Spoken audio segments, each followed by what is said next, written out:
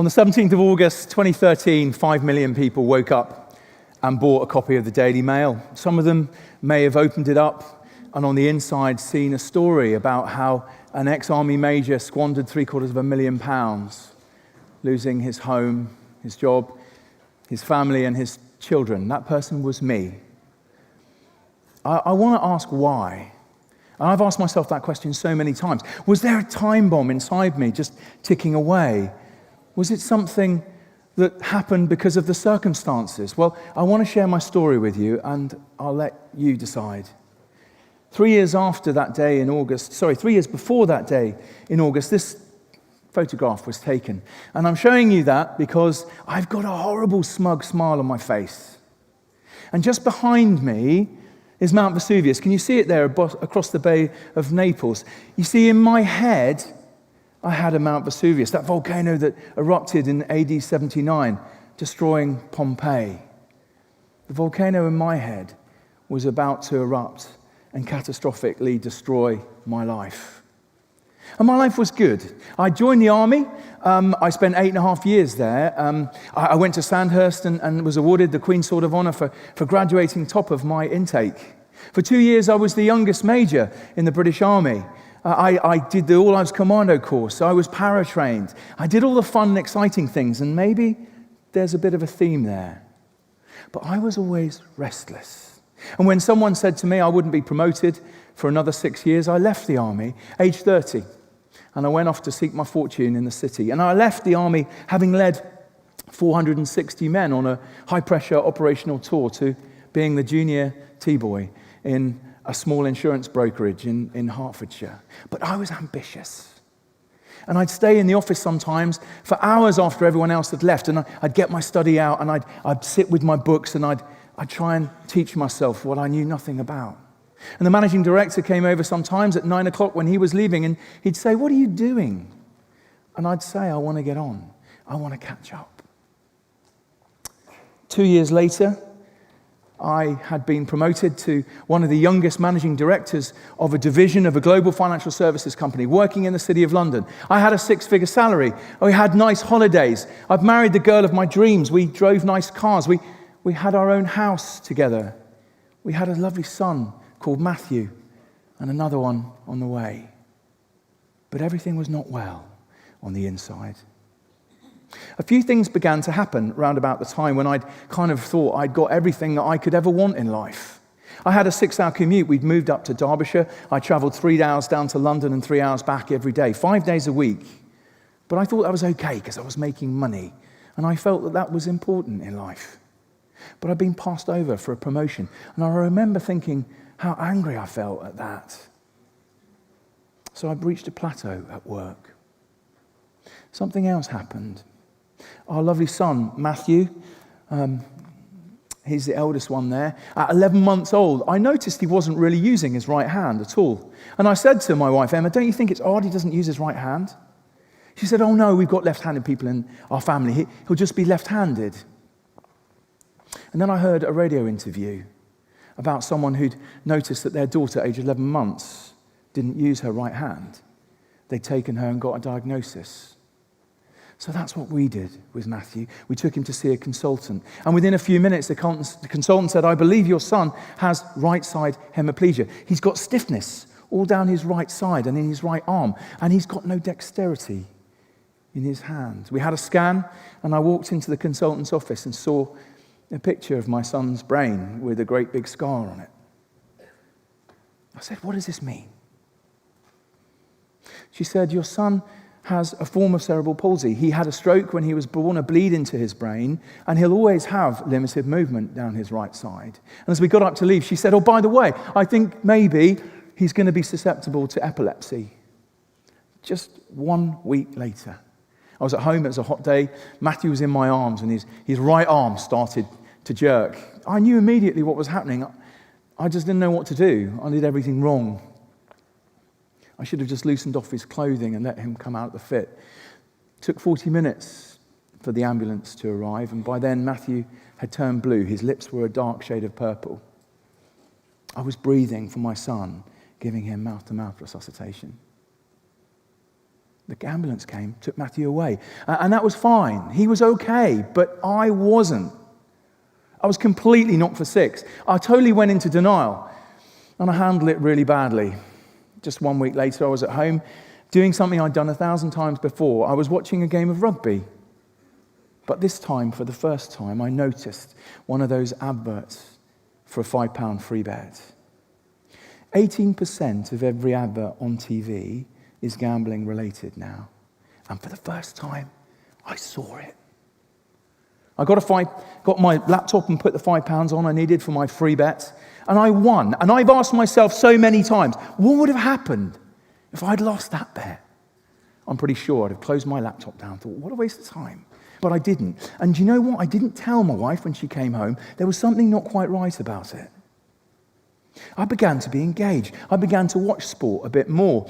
I began to read the papers, try and understand it. And at first I stuck to the things I knew, just small bets. I even worked from home and told my boss I'd just come into the office 1 day a week, and then boredom hit me because I'd finished my work in the morning and the rest of the day would stretch out. I began to withdraw as a husband as I gambled more. I began to withdraw as a dad. And then one day I worked out I was losing more often than I was winning. That made me cross because I'm a bad loser, but I'm competitive. I'm also very optimistic. I'm expecting to win. So I took £1,000. £1,000, I'd never bet anything like that much money before.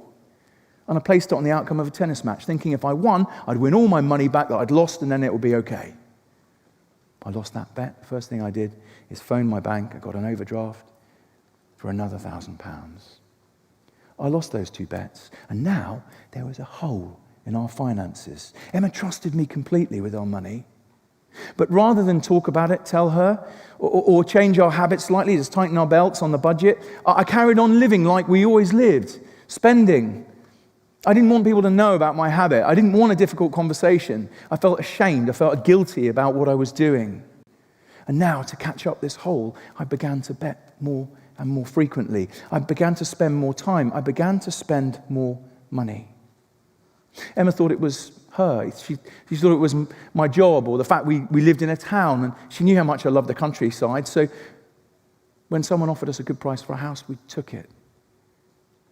I put the equity of the sale of our house, £170,000, into my own account.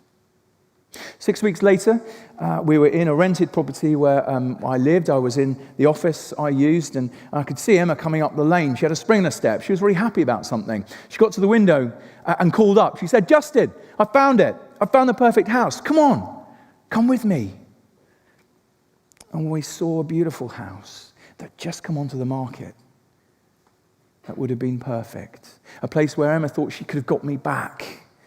A place where her children would be safe, because by now little Oscar had been born as well. And then I remembered. And I desperately looked for a way out. There was a little pond in the corner. And I said to Emma, "We can't live here. Matthew might fall in and drown." That lovely smile on her face. You see, I'd squandered the equity from our property. There's no way I could afford the deposit. In fact, there's no way I would have been given a mortgage, because by now, to cover up the gap, I desperately tried to borrow. You see, I thought that I got myself into this mess. I'm the one that needs to get myself out of it. And I thought that I'd just keep gambling, and that'll be the way through it. My own stupid pride stopped me from getting any help. And because I kept it a secret, and the problem with gambling addiction is you can keep it a secret. There's no visible signs. Apart from my mood swings, things just got worse. It came to a head when one day I lost my job because I used my corporate card on my gambling account.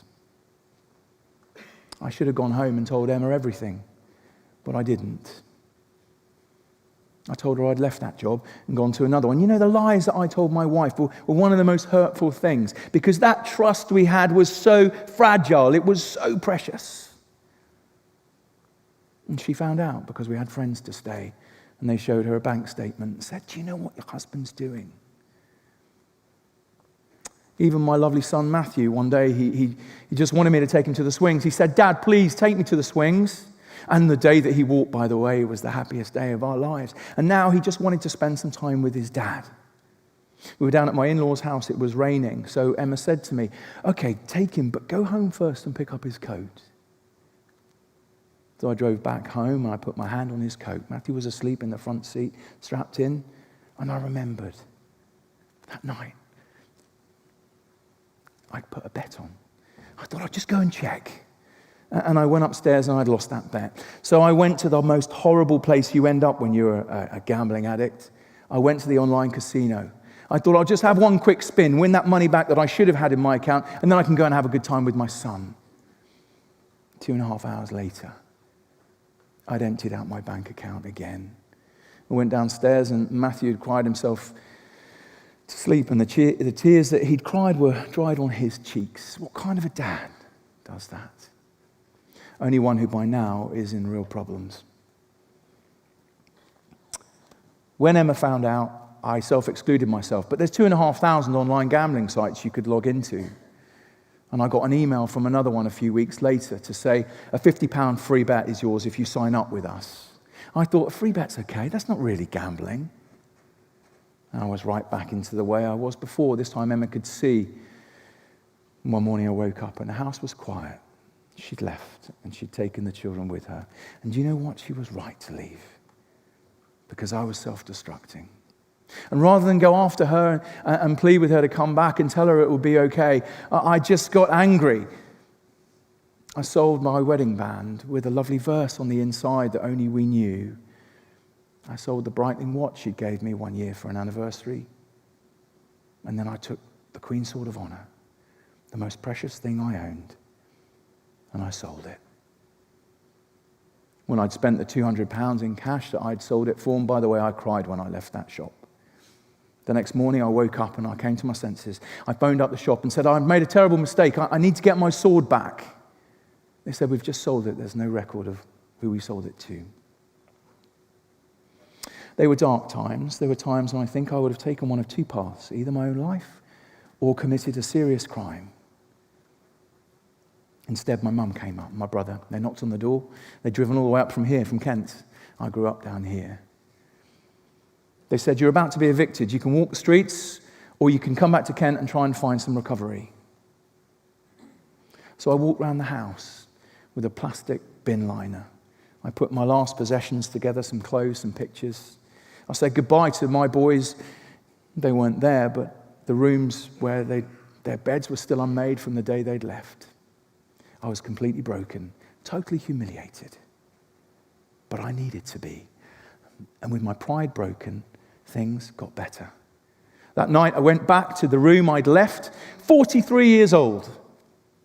And I'd left that room when I was 18, about to go out into the world and make my fortune. And now I had £73,000 worth of debt and a black bin liner of stuff.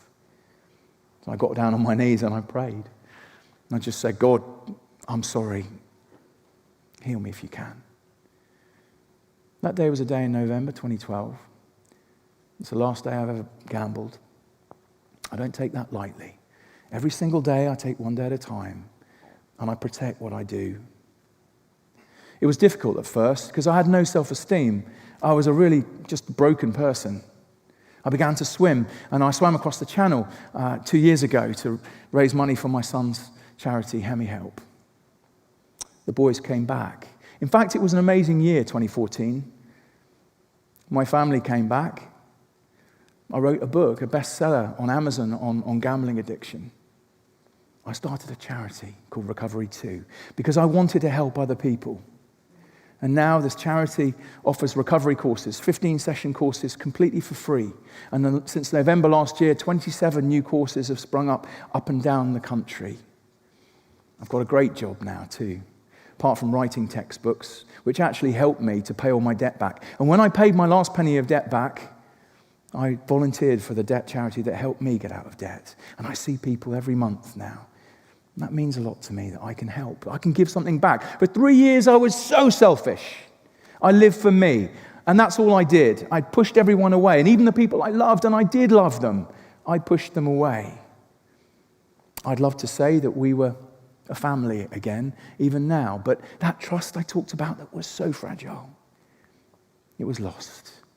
We got divorced this year, but Emma is one of my best friends, and spending time with my boys now is what matters to me. Even that sword of honor came back. After 3 years of being away, someone found it online. Life is better now. Life is better with my priorities in the right order. Life is better when I don't gamble. I had to take that newspaper and sit down with my 12-year-old son, my eldest son, when he was 12, on the day it came out. I got him to read the article, and then I said to him everything that I'd done. He looked me in the eyes, and he said, "Dad, you've mucked up. Don't do it again." I don't intend to. Thank you very much.